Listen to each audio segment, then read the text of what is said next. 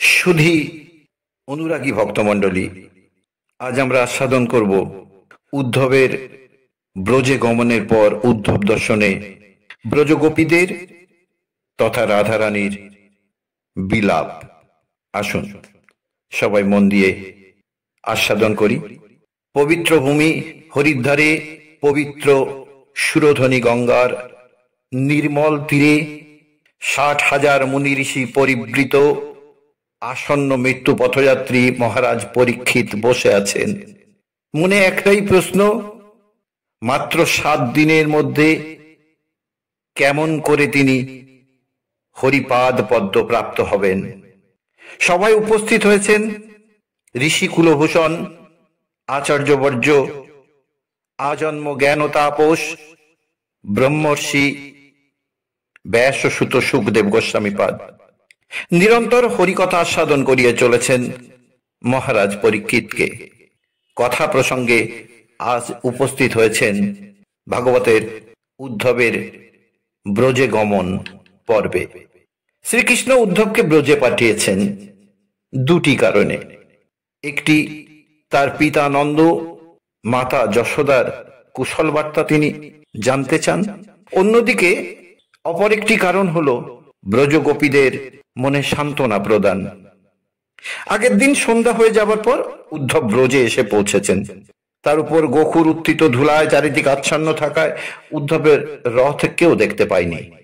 কিন্তু ভোর হতেই ব্রজবাসিনীরা নন্দালয়ের সামনে সুবর্ণে অলঙ্কৃত রথ দেখে সবিস্ময়ে নিজেদের মধ্যেই বলাবলি করতে লাগলেন, এ কার রথ?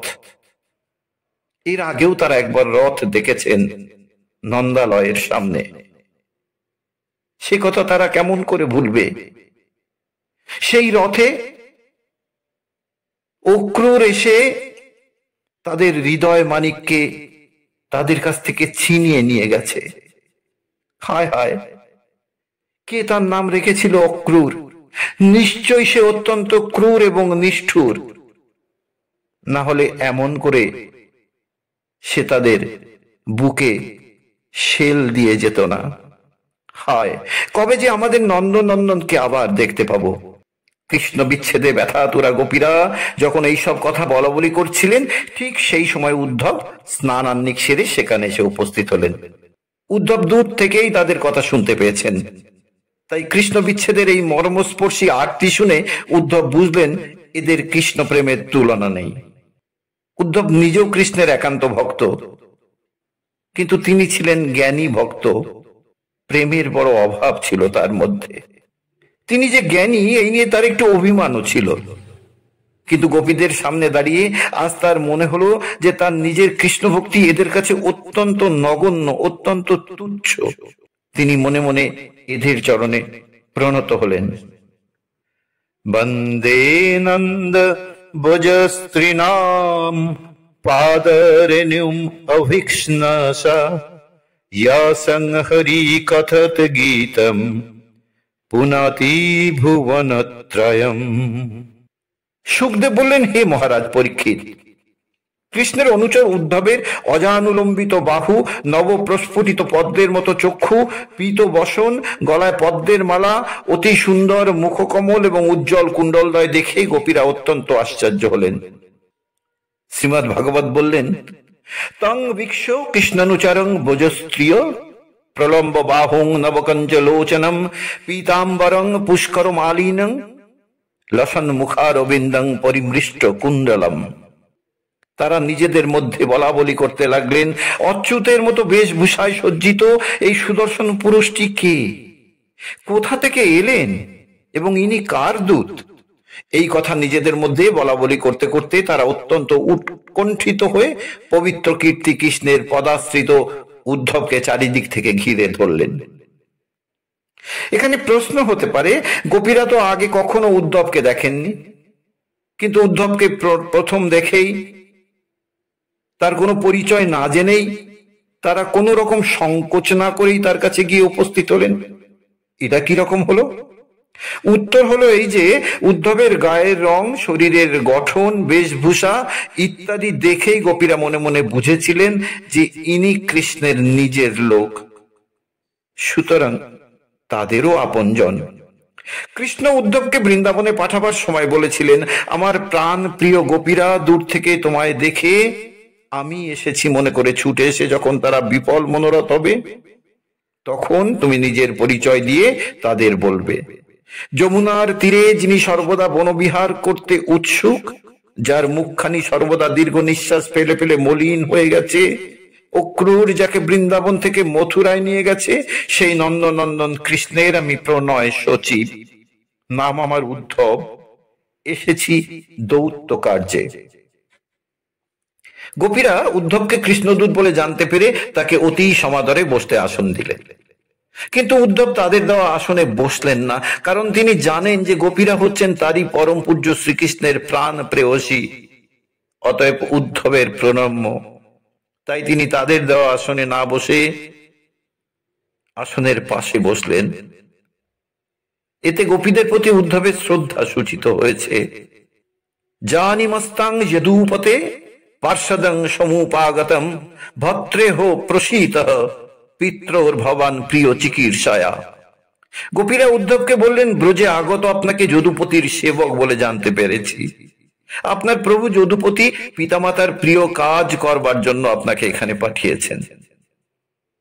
গোপীরা কৃষ্ণকে ব্রজনাথ গোপীনাথ না বলে বললেন যদুপতি।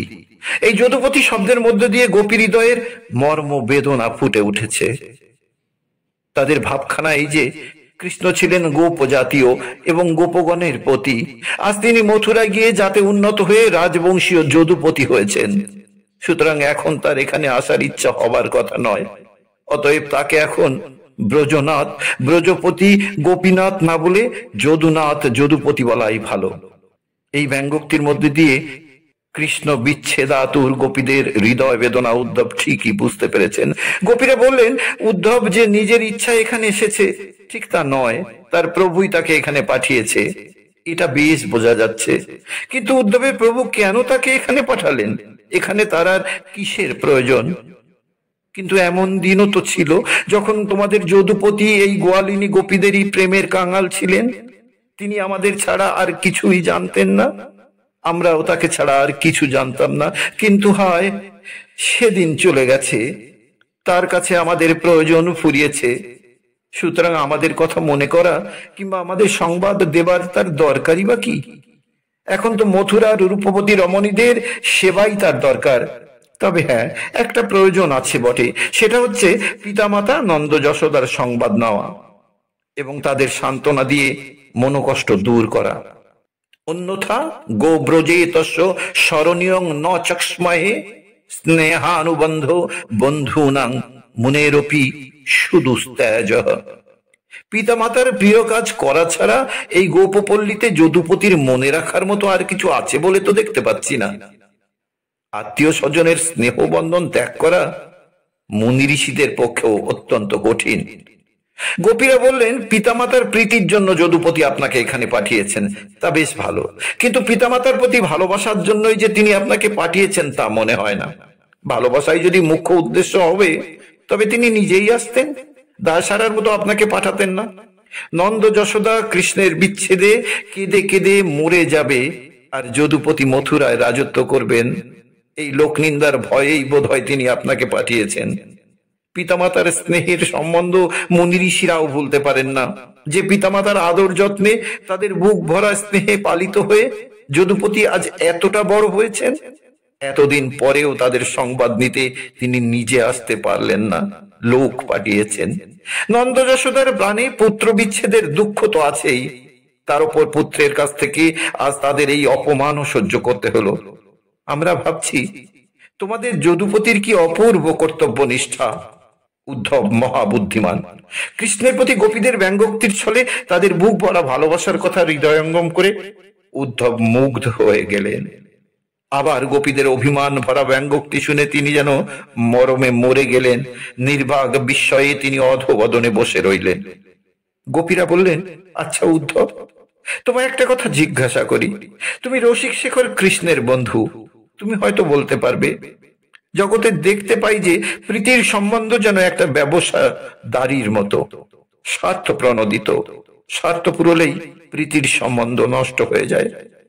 অন্যেস্বর্থ কৃতা মৈত্রী যাবদর্থ বিড়ম্বনম পুংভি স্ত্রীষু কৃতা যদ্বৎ সুমনস্যৈব ষটপদৈ। একে অপরের প্রতি যে মিত্রতা তা কেবল প্রয়োজন সিদ্ধির জন্যই হয়ে থাকে। দুশ্চরিত্র পুরুষের কুলোটা নারীর প্রতি মিত্রতা, মৌমাছিদের ফুলের সঙ্গে মিত্রতা কেবল স্বার্থ সিদ্ধির জন্যই হয়ে থাকে। স্বার্থ যতক্ষণ পর্যন্ত থাকে, মিত্রতাও ততক্ষণ পর্যন্তই। বারবণিতারা নির্ধন ব্যক্তিকে ত্যাগ করে, প্রজারা প্রজা পালনে অসমর্থ রাজাকে ত্যাগ করে, শিষ্যরা অধ্যয়ন শেষ হলে আচার্যকে ত্যাগ করে, পুরোহিতেরা দক্ষিণা পেলে যজমানদের ত্যাগ করে, অতিথিরা ভোজনান্তে গৃহস্থকে ত্যাগ করে, পশুরা দগ্ধ অরণ্য ত্যাগ করে, গাছের ফল শেষ হয়ে গেলে পাখিরা সেই গাছকে ত্যাগ করে। তাই বলছি, জগতে প্রীতির সম্পর্ক বলে আমরা যা দেখি তার সবই স্বার্থ সিদ্ধির জন্য। স্বার্থ শেষ হলেই প্রীতির সম্পর্ক ফুরিয়ে যায়। কিন্তু উদ্ধব, আমাদের যে কৃষ্ণ প্রীতি, তার মধ্যে তো কোনো স্বার্থ, কোনো প্রয়োজন সিদ্ধির মতলব ছিল না। আর আমাদের ভালোবেসে কৃষ্ণের যে কোনো অভিপ্রায় সিদ্ধ হবে এমন ভাবও তো তার মধ্যে কখনো দেখিনি।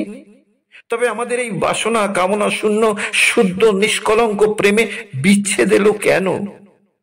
আজ কৃষ্ণের কত পরিবর্তন, আমরা তো তার চরণে কোনো দোষ করেছি বলে মনে হয় না। আমাদের শরীর মন সবই কৃষ্ণে সমর্পিত। তাকে ছাড়া আমরা আর কিছুই জানতাম না। সেই আমাদের তিনি কেন এমন নিষ্ঠুরের মতো ত্যাগ করে গেলেন? ইতি গোপ্পা হি গোবিন্দে গত বাকায় মানসা কৃষ্ণদূতে সমায়াতে উদ্ধবে ত্যক্ত লৌকিকা।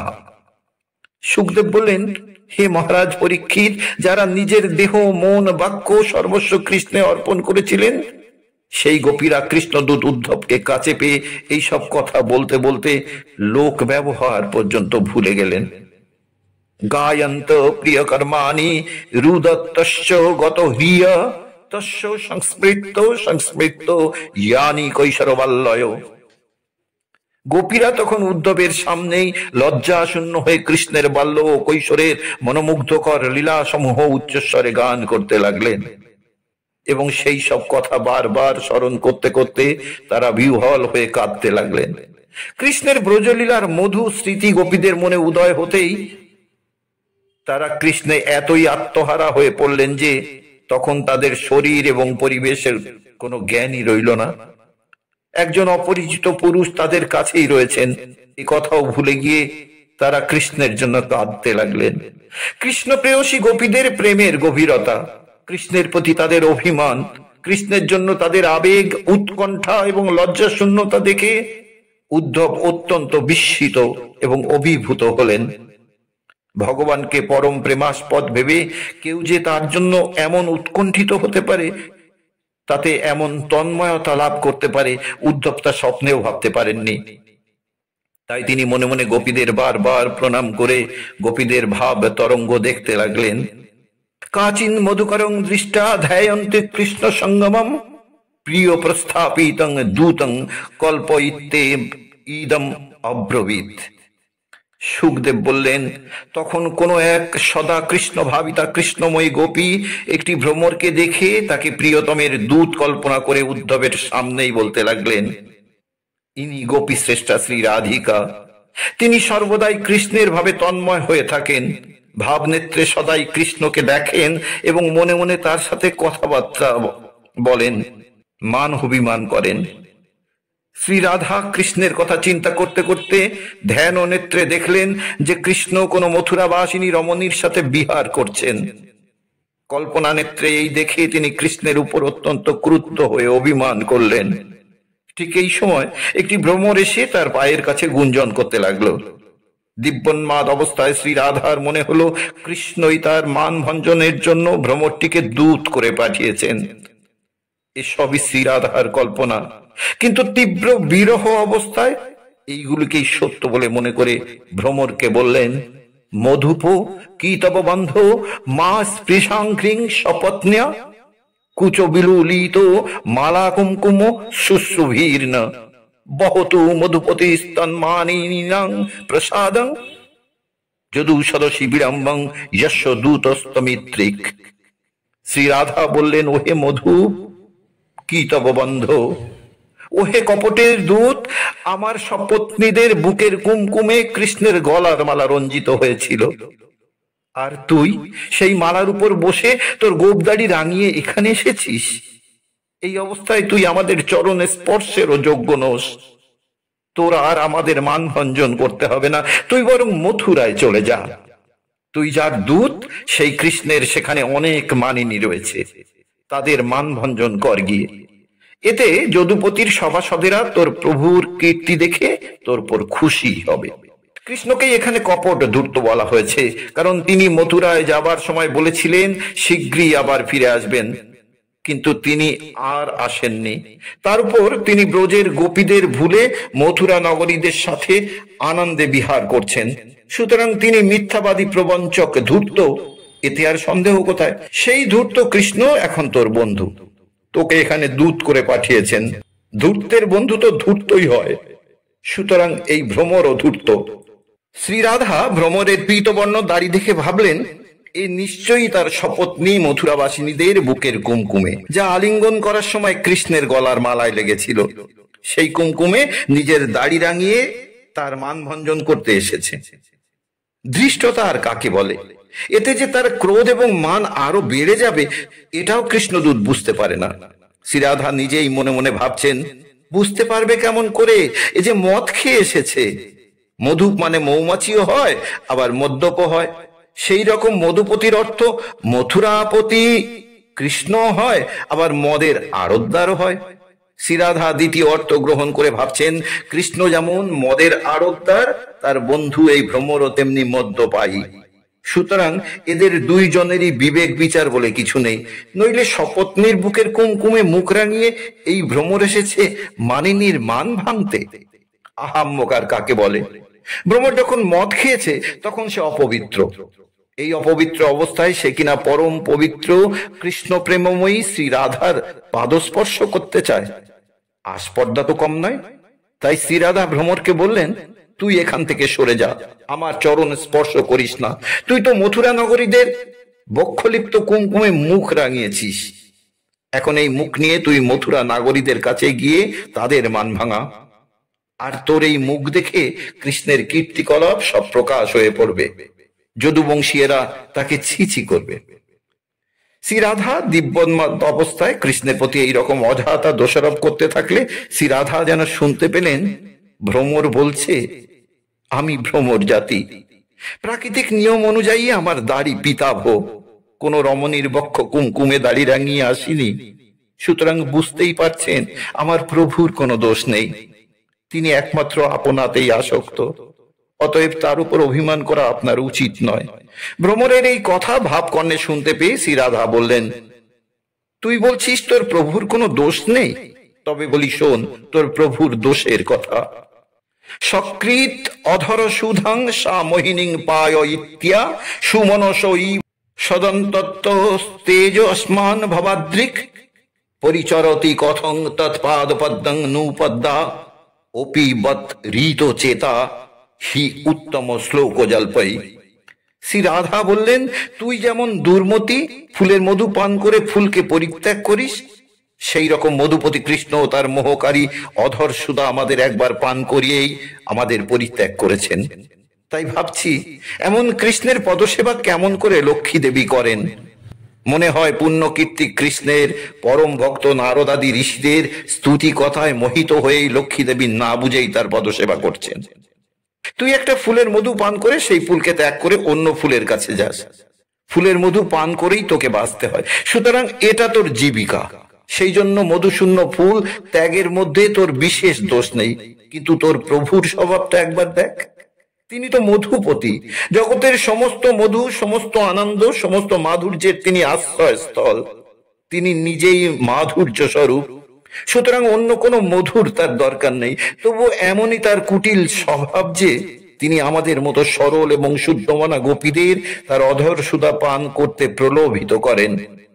তার পরম সুন্দর অধর যেন জোর করে আমাদের আকর্ষণ করে, সেই আকর্ষণ আমাদের মোহগ্রস্ত করে জোর করে তার অধর সুধা পান করায়।